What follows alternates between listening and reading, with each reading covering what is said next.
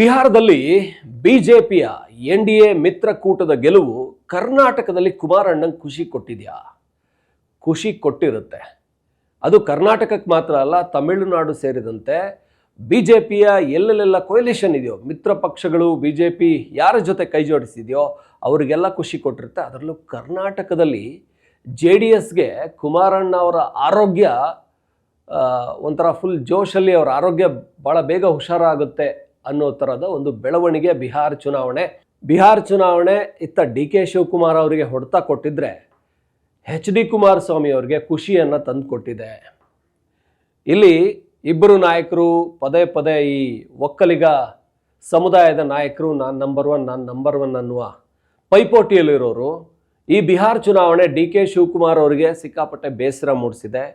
ಇನ್ನೊಂದು ಕಡೆ HD ಕುಮಾರಸ್ವಾಮಿ ಅವರಿಗೆ ಖುಷಿ ಕೊಟ್ಟಿದೆ ಅಂತ ಯಾಕೆ ಹೇಳ್ತಾ ಇದ್ದೀನಿ, ನಿಮಗೆ ಒಂದು ಅಂದಾಜು ಸಿಕ್ಕಿರುತ್ತೆ. DK ಶಿವಕುಮಾರ್ ಅವರಿಗೆ CM ಸ್ಥಾನಕ್ಕೆ ಕ್ಲೈಮ್ ಮಾಡುವಂಥ ಅವಕಾಶ ಕೂಡ ತಪ್ಪು ಹೋಯಿತು ಬಿಹಾರ ಚುನಾವಣೆಯಲ್ಲಿ ಕಾಂಗ್ರೆಸ್ ಮಕಾಡೆ ಮಲಗಿದ್ರಿಂದ. ಆಲ್ರೆಡಿ ಬೇಜಾರಲ್ಲಿರೋರ ಹತ್ರ ಹೋಗಿ ಏನಪ್ಪ ಕೇಳೋದು ಅಂತ DK ಶಿವಕುಮಾರ್ ಅವರಿಗೆ ಅನಿಸಿರುತ್ತೆ. ಇದು ಸಹಜ. ಇಲ್ಲಿ ಕಾಂಗ್ರೆಸ್ ಹೈಕಮಾಂಡು ಬಿಹಾರದಲ್ಲಿ ಒಂದು ಏನಾದರೂ ಹೆಚ್ಚಿನ ಸ್ಥಾನ ಗೆದ್ದು ಅಧಿಕಾರಕ್ಕೆ ಬಂದಿದ್ರಂತೂ ಕರ್ನಾಟಕದಲ್ಲಿ DK ಶಿವಕುಮಾರ್ ಅವರು ಫುಲ್ ಜೋಶಲ್ಲಿರ್ತಾಯಿದ್ರು. ಆದರೆ ಸೋತಿರೋದ್ರಿಂದ ಇರೋದನ್ನು ಕೇಳೋದಕ್ಕೂ ಆಗ್ತಾ ಇಲ್ಲ. ನನಗೇನು ಕೊಟ್ಟಿದ್ದೀರಾ ಅದನ್ನು ಕೊಡಿ ಅಂತ. ಯಾಕೆಂದರೆ ಕಾಂಗ್ರೆಸ್ ಹೈಕಮಾಂಡೇ ಒಂಥರ ಗೊಂದಲದಲ್ಲಿದೆ. ಏನು ಪ್ಲ್ಯಾನ್ ಮಾಡಬೇಕು, ನಾವು ಮುಂದೇನು ಮಾಡಬೇಕು, ಏನೂ ಮಾಡೋದು ಬೇಡ, ಸದ್ಯಕ್ಕೆ ಇರೋ ಪ್ಲ್ಯಾನ್ನ ಉಳಿಸ್ಕೊಳ್ಬೇಕು, ಇರೋ ಸ್ಥಿತಿಯಲ್ಲೇ ಕರ್ನಾಟಕದಲ್ಲಿ ಕೂಡ ನಾವು ಮುಂದುವರಿಬೇಕು ಅಂತ ಕಾಂಗ್ರೆಸ್ ಯೋಚನೆ ಮಾಡ್ತಾ ಇದೆ ಹೈಕಮಾಂಡ್. ಇಲ್ಲಿ ಯಾವ ಆಪ್ಷನ್ ಕೂಡ ಇಲ್ಲ ಇವ್ರಿಗೆ. ಯಾಕಂದರೆ HD ಕುಮಾರಸ್ವಾಮಿ ಖುಷಿ ಆಗ್ತಾ ಇದ್ದಾರೆ ಅವರಿಗೆ. ಯಾಕೆಂದರೆ ನನಗೆ ಮುಂದಿನ 5 ವರ್ಷ ಆದಮೇಲೆ ನಾನು CM ಸ್ಥಾನನ ಕ್ಲೈಮ್ ಮಾಡಬಹುದು ಅಂತ, ನನ್ನ ಶಾಸಕರ ಸಂಖ್ಯೆಯನ್ನು ಹೆಚ್ಚಿಸ್ಕೊಳ್ಬೇಕು, ಈಗಿರುವ ಕ್ಷೇತ್ರಗಳಿಗಿಂತ ಹೆಚ್ಚು ಕ್ಷೇತ್ರಗಳಲ್ಲಿ ಗೆಲ್ಲಬೇಕು, ಆಮೇಲೆ ನನಗೂ ಕೂಡ ಒಂದು ಅವಕಾಶ ಸಿಗುತ್ತೆ. ಯಾಕೆಂದರೆ BJPಯಲ್ಲಿ ಪವರ್ಫುಲ್ ನಾಯಕರು ಇಲ್ಲ. BJPಯಲ್ಲಿ ಮುಖ್ಯಮಂತ್ರಿಯಾಗುವಂತಹ ಒಂದು ಆ ಗಟ್ಟಿತನ ಇರುವಂಥ, ದಿಟ್ಟತನ ತೋರಿಸುವಂಥ ಶಕ್ತಿ ಇರುವಂಥ ನಾಯಕರಿಲ್ಲ. BJPಯ ಒಳಗೇನೆ ಕಿತ್ತಾಟ ಇದೆ. ಹೇಗೆ ಬಿಹಾರ ಇದೆಯೋ ಆ ರೀತಿಯಲ್ಲಿ ಕರ್ನಾಟಕ ಕೂಡ ಇದೆ. ಬಿಹಾರದಲ್ಲಿ ಹೇಗೆ ನಿತೀಶ್ ಕುಮಾರ್ ಇದ್ದಾರೋ ಆ ರೀತಿ ಕರ್ನಾಟಕದಲ್ಲಿ JDS HD ಕುಮಾರಸ್ವಾಮಿ ಅನುಭವಿ ಮಾಜಿ CM ಇದ್ದಾರೆ. ಕರ್ನಾಟಕದಲ್ಲಿ ಯಾರಿದ್ದಾರೆ ಅನುಭವಿ ಮಾಜಿ CM? BS ಯಡಿಯೂರಪ್ಪನವರು ಚುನಾವಣಾ ರಾಜಕಾರಣದಿಂದ ನಿವೃತ್ತಿಯಾಗಿದ್ದಾರೆ. ಅದಾಗಲೇ ಅವರಿಗೆ 80 ವರ್ಷ. ಯಡಿಯೂರಪ್ಪನವರಂತೂ ಇನ್ನು ಬರೋದಿಲ್ಲ, ಅವರೇನಿದ್ರು BJPಗೆ ಬೆಂಬಲಾಗಿ ನಿಂತ್ಕೋತಾರೆ. ಕರ್ನಾಟಕದಲ್ಲಿ ಆ ರೀತಿಯ ಅಂದರೆ ದೊಡ್ಡ ಶಕ್ತಿಯನ್ನು, ಜನ ಸಮುದಾಯವನ್ನು ತನ್ನ ಹಿಂದೆ ಹೊಂದಿರುವಂಥ ನಾಯಕರು ಅಂತ ಹೇಳಿದರೆ BJPಯಲ್ಲಿ ಕಣ್ಣಿಗೆ ಕಾಣಿಸೋದು ಕಷ್ಟ.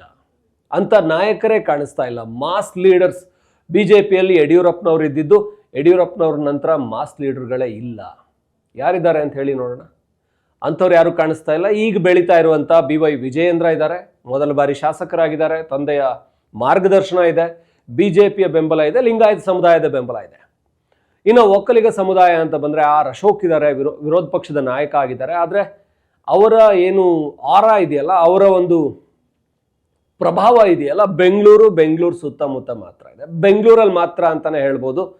ಹೊರಗೆ ಯಾವುದೋ ಒಂದು ಕ್ಷೇತ್ರಕ್ಕೆ ಹೋದರೆ ಅಶೋಕ್ ಅವರಿಗೆ ಒಂದು ದೊಡ್ಡ ಸಂಖ್ಯೆಯ ಜನ ಬೆಂಬಲ ಅನ್ನೋದು ಅಥವಾ ಒಂದು ಮಾಸ್ ಫಾಲೋಯಿಂಗ್ ಅನ್ನೋದು ಇಲ್ಲ. ಇನ್ಯಾರನ್ನು ನೋಡ್ತೀರಾ ನೀವು? BJP ಏನಾದರೂ ಬರುವ 2 ವರ್ಷಗಳಲ್ಲಿ ತೇಜಸ್ವಿ ಸೂರ್ಯ ರೀತಿ, ಪ್ರತಾಪ್ ಸಿಂಹ ರೀತಿ, ಯತ್ನಾಳ್ ರೀತಿಯ ಒಂದು ಫಾಲೋಯಿಂಗ್ ಇರೋರ್ನೇನಾದರೂ ತಂದು CM ಸ್ಥಾನಕ್ಕೆ ಇವರನ್ನೇ ನಮ್ಮ ಮುಂದಿನ ನಾಯಕರನ್ನಾಗಿ ನೋಡ್ತಾ ಇದ್ದೀವಿ ಅಂತಂದರೆ ಆಗ ಒಂದು ಮಟ್ಟಿಗೆ ಏನಾದರೂ HD ಕುಮಾರಸ್ವಾಮಿ ಅವರಿಗೆ ಕಷ್ಟ ಆಗಬಹುದು. ಆದರೆ ಸದ್ಯ ಇರುವ ಪರಿಸ್ಥಿತಿಯಲ್ಲಿ ಬಿಹಾರದ ನಿತೀಶ್ ಕುಮಾರ್ ರೀತಿ ಕರ್ನಾಟಕದಲ್ಲಿ HD ಕುಮಾರಸ್ವಾಮಿನೇ ಇರೋದು. ಅನುಭವ ಇದೆ, ಜೊತೆಗೆ ಒಂದು ದೊಡ್ಡ ಸಮುದಾಯದ ಬೆಂಬಲ ಇದೆ. ಒಂದಷ್ಟು ಕ್ಷೇತ್ರಗಳನ್ನು ಗೆಲ್ಲಬೇಕಾಗಿರೋದಷ್ಟೇ JDSಗಿರುವಂಥ ಅನಿವಾರ್ಯತೆ. ಇದರ ಜೊತೆಗೆ ಯಾಕೆ ಹೋಪ್ಸ್ ಬರ್ತಾ ಇದೆ? ಕುಮಾರಸ್ವಾಮಿ ಯಾಕೆ ಖುಷಿಯಾಗಿ, ಆರೋಗ್ಯ ಹದಗೆಟ್ಟಿದ್ದವರು ಈಗ ಚೇತರಿಸ್ಕೊಂಡವರು ಬಿಹಾರ ಚುನಾವಣೆ ನಂತರ ಮತ್ತಷ್ಟು ಫುಲ್ ಜೋಶಿಗೆ ಬರ್ತಾರೆ ಅಂದರೆ, ಕುಮಾರಸ್ವಾಮಿ ಅವ್ರನ್ನ ಬಿಟ್ಟರೆ ಮೈತ್ರಿ ಪಕ್ಷದಲ್ಲಿ ಮತ್ತೊಬ್ಬ ಬೆಸ್ಟ್ CM ಕ್ಯಾಂಡಿಡೇಟ್ ಹುಡುಕಿ ಅಂದರೂ ಸಿಗ್ತಾ ಇಲ್ಲ. ಇನ್ನು 2 ವರ್ಷದಲ್ಲಿ ಯಾರೋ ಒಬ್ಬ ಲೀಡರ್ ಕ್ರಿಯೇಟ್ ಆಗೋದಕ್ಕೂ ಸಾಧ್ಯ ಇಲ್ಲ. ಆದರೆ BJP ಹೇಳುತ್ತೆ ನಮಗೆ ನಾಯಕರನ್ನು ಸೃಷ್ಟಿಸುವಂಥ ಸಾಮರ್ಥ್ಯ ನಮ್ಮ RSS ಅಲ್ಲಿದೆ. ನರೇಂದ್ರ ಮೋದಿ ಕೂಡ ಇದೇ ರೀತಿ ಒಬ್ಬ ಸಾಮಾನ್ಯ RSS ಕಾರ್ಯಕರ್ತ ಆಗಿದ್ದವರು ಬಂದು CM ಆಗಿ PM ಆಗಿ 25 ವರ್ಷ ಪೂರೈಸ್ತಾ ಇದ್ದಾರೆ ಆ ಉನ್ನತ ಹುದ್ದೆಯಲ್ಲಿ ಇದ್ದುಕೊಂಡು. ಕರ್ನಾಟಕ BJP ಕೂಡ ಒಬ್ಬ ಒಳ್ಳೆಯ CM ಕ್ಯಾಂಡಿಡೇಟನ್ನು ಸೃಷ್ಟಿ ಮಾಡುತ್ತಾ. ಹಾಗಾದರೆ ಇದು ರಾಜಕೀಯವಾಗಿ ಸದ್ಯಕ್ಕಂತೂ ಕಷ್ಟ ಅಂತ ಅನ್ನಿಸ್ತಾ ಇದೆ. ಇದ್ದಕ್ಕಿದ್ದಂತೆ ದಿಗ್ಗಂತ ಎದ್ದು ಬಂದು ಯಾರೋ ಒಬ್ಬ CM ಕ್ಯಾಂಡಿಡೇಟ್ ಆಗೋದಿಲ್ವಲ್ಲ. ಇರೋರಲ್ಲಿ ಯಾರನ್ನು ನೋಡಿದರೂ ಕೂಡ ಒಂದಷ್ಟು ವೀಕ್ನೆಸ್ಗಳಿದೆ, ಅವರು ಅದಕ್ಕೆ ಸೂಟ್ ಆಗಲ್ಲ ಅಂತ ಅನ್ನಿಸ್ತಾ ಇದೆ. ನೀವಿನ್ನು ಯಾರನ್ನು ಹೇಳ್ತೀರಾ? ಸಿ ಟಿ ರವಿಯವರು ಗೆದ್ದಿಲ್ಲ, ವಿಧಾನ ಪರಿಷತ್ತಲ್ಲಿದ್ದಾರೆ. ಚಿಕ್ಕಮಗಳೂರಿಂದ ಅವ್ರು ಮುಂದಿನ ಬಾರಿ ಗೆಲ್ತಾರೋ ಇಲ್ವೋ ಗೊತ್ತಿಲ್ಲ. ಗೆದ್ದರೂ ಕೂಡ ಅವರಿಗೆ ಇಡೀ ರಾಜ್ಯದಲ್ಲೊಂದು ಮಾಸ್ ಫಾಲೋಯಿಂಗ್ ಇದೆಯಾ ಅಂದರೆ ಇಲ್ಲ. ಅವರಿಗೆ ಹಿಂದುತ್ವದ ಫಾಲೋಯಿಂಗ್ ಇದೆ ಸರಿ. ಇನ್ನು ಮಾಸ್ ಫಾಲೋಯಿಂಗ್ ಇರುವಂತಹ ಯತ್ನಾಳ್ ಅವ್ರನ್ನ BJP ಅವರೇ ಹೊರಗಟ್ಟಿದ್ದಾರೆ. ಪ್ರತಾಪ್ ಸಿಂಹ ಅವರಿಗೆ ಮೈಸೂರು ಟಿಕೆಟನ್ನೇ ಕೊಟ್ಟಿಲ್ಲ. ಪ್ರತಾಪ್ ಸಿಂಹಗೆ ಒಂದು ದೊಡ್ಡ ಫಾಲೋಯಿಂಗ್ ಇದೆ, ಆದರೆ ಅವರಿಗೆ ಮೈಸೂರು ಕೊಡಗು ಲೋಕಸಭಾ ಕ್ಷೇತ್ರದ ಟಿಕೆಟನ್ನೇ ಕೊಡಲಿಲ್ಲ. ಇಲ್ಲಿ BJPಯಲ್ಲಿ BY ವಿಜಯೇಂದ್ರ ಹಾಗಾದರೆ ಏನಾದರೂ ಆ ಮಟ್ಟಿಗೆ ಮೊದಲ ಬಾರಿ ಶಾಸಕರಾಗಿ CM ಅಭ್ಯರ್ಥಿ ಆಗೋದಕ್ಕೆ ಮುಂದೆ ಬರ್ತಾರಾ ಅಂದರೆ ವಯಸ್ಸಾಗಿದೆ. ಆದರೆ ರಾಜಕೀಯ ಅನುಭವ ಅಂತ ಬಂದಾಗ ತಂದೆಯ ಮಾರ್ಗದರ್ಶನ ಇರ್ಬೋದು. ಮೊದಲ ಬಾರಿ ಶಿಕಾರಿಪುರ ಶಾಸಕರಾಗಿ 5 ವರ್ಷ ಪೂರ್ಣ ಮಾಡಿರ್ತಾರೆ. 2ನೇ ಬಾರಿ ಶಾಸಕರಾದವರಿಗೆ BJP ಆ ಮಟ್ಟಿಗೆ CM ಸ್ಥಾನದಲ್ಲಿ ಕೂರಿಸುವಷ್ಟು ಮಟ್ಟಿಗೆ ಯೋಚಿಸುತ್ತಾ? ಇದು ಪ್ರಶ್ನೆ ಆಗಿರುವಂಥದ್ದು. ಯಾರನ್ನ BJP ಮುಂದಿಡುತ್ತೆ HD ಕುಮಾರಸ್ವಾಮಿ ಅವರಿಗಿಂತ ಮುಂದೆ ಇಡೋಕ್ಕೆ ಸಾಧ್ಯ ಇಲ್ಲ ಅಂತ ಸದ್ಯಕ್ಕೆ ಅನ್ನಿಸ್ತಾ ಇದೆ. ಇನ್ನು 2 ವರ್ಷದಲ್ಲಿ ಯಾರಾದರೂ ಹುಟ್ಟಿ ಬಂದು ಬೆಳೆದು ನಿಲ್ಲೋದಕ್ಕೆ ಕಷ್ಟ. ಹಾಗಾಗಿನೇ HD ಕುಮಾರಸ್ವಾಮಿ ಅವರ ಮುಖದಲ್ಲಿ ಮಂದಹಾಸ ಇದೆ. ಮೈತ್ರಿಗೆ BJP ದೊಡ್ಡ ಶಕ್ತಿ ತುಂಬುತ್ತಾ ಇದೆ. ನಿತೀಶ್ ಕುಮಾರೇ CM ಆಗ್ತಾರೆ. ಆಮೇಲೆ ನಿಮಗೆ ತಮಿಳುನಾಡಲ್ಲಿ ಅಣ್ಣಾಮಲೈಯವ್ರನ್ನೇ ಸೈಡಿಗೆ ಕಳಿಸಿ ರಾಜ್ಯಾಧ್ಯಕ್ಷರನ್ನೇ AIDMK ಪಳನಿಸ್ವಾಮಿ AIDMKಗೆ ಹೆಚ್ಚಿನ ಮಹತ್ವ ಕೊಟ್ಟಿದ್ದಾರೆ. ಯಾಕೆಂದರೆ BJP ಗೊತ್ತಿದೆ ಎಲ್ಲೆಲ್ಲಿ ನಮ್ಮ ಶಕ್ತಿ ಕಡಿಮೆ ಇದೆಯೋ ಅಲ್ಲೆಲ್ಲ ಮಿತ್ರ ಪಕ್ಷದವ್ರಿಗೇ ಹೆಚ್ಚಿನ ಅವಕಾಶ ಕೊಡೋಣ. ಮಹಾರಾಷ್ಟ್ರದಲ್ಲಿ ನಮ್ಮದೇ ಅತ್ಯಂತ ಹೆಚ್ಚು 142 ಕ್ಷೇತ್ರಗಳಲ್ಲಿ ನಿಂತು 139 ಗೆಲ್ಲೋದು ಅಂದರೆ ಇದು ಭಾಳ ದೊಡ್ಡ ಸಾಧನೆ. ಇದನ್ನು ಮ್ಯಾಜಿಕ್ ಥರ ಆಗೋಯ್ತು. ಹಾಗಾಗಿ ದೇವೇಂದ್ರ ಫಡ್ನವೀಸ್ ಸಹಜವಾಗಿ ಆ ಮ್ಯಾಜಿಕ್ನ ಹಿಂದೆ ಇದ್ದರು, ಅವ್ರನ್ನ CM ಮಾಡಿದರು. ಅತ್ತ ಕಡೆಯಲ್ಲಿ ಶಿವಸೇನೆ NCP ಅವರೆಲ್ಲ ಗೆದ್ದಿದ್ದು ಕಡಿಮೆ ಸ್ಥಾನಗಳು, ಒಂದು 50-40 ಹಿಂಗೆ ಗೆದ್ಕೊಂಡಿದ್ರು. ಹಾಗಾಗಿ ಅವರೇನು ಅಲ್ಲಿ ಅದನ್ನು ಕ್ಲೈಮ್ ಮಾಡೋದೋ ಇಲ್ಲ ನಮಗೆ ಬೇಕು ಅಂತ ರೆಬೆಲ್ ಆಗೋ ಚಾನ್ಸಸ್ ಇರಲಿಲ್ಲ. ಆದರೆ ಬಿಹಾರದಲ್ಲಿ ಇವರು 89 ಗೆದ್ದರೆ ಅವರು 85 ಗೆದ್ದಿದ್ರು. ಸಹಜವಾಗಿಯೇ ಅವ್ರಿಗೂ ಕೂಡ ಅಷ್ಟೇ ಅರ್ಹತೆ ಇತ್ತು. ಮತ್ತು ನಿತೀಶ್ ಕುಮಾರ್ ಅವರಿಗೆ ವಿರೋಧ ಮಾಡೋ ಚಾನ್ಸೇ ಇಲ್ಲ BJP. ಇನ್ನು ಕರ್ನಾಟಕದಲ್ಲಿ ಕೂಡ ಯಾರೂ CM ಕ್ಯಾಂಡಿಡೇಟ್ ಇಲ್ವಲ್ಲಪ್ಪ, ಇಲ್ಲಿ ಕಿತ್ತಾಟ ಇಲ್ಲಿ ಹೊಡೆದಾಟ ಆಗೋದಕ್ಕಿಂತ ಮಿತ್ರ ಪಕ್ಷದ HD ಕುಮಾರಸ್ವಾಮಿ ಇದ್ದಾರೆ, ಒಳ್ಳೆಯ ಹೆಸರಿದೆ, ಅನುಭವಿ. ಹಾಗಾಗಿ ಅವ್ರ ಕೈ ಕೊಟ್ಟು BJP ಒಂದಷ್ಟು DCM ಸ್ಥಾನಗಳು, ಪ್ರಮುಖ ಮಂತ್ರಿ ಖಾತೆಗಳನ್ನು ಇಟ್ಕೊಳ್ಳೋಣ ಅಂತ BJP ವಿಚಾರ ಮಾಡಬಹುದು. ಯಾಕೆಂದರೆ ಇದಕ್ಕಿಂತ ಹೆಚ್ಚಿಂದೇನಾದರೂ ಆಗಬೇಕು ಅಂದರೆ ಅದು ಸ್ವಲ್ಪ ಹೈಪೋಥೆಟಿಕಲಿ ಆಗೋದು ಕಷ್ಟ ಅನ್ನಿಸ್ತಾ ಇದೆ.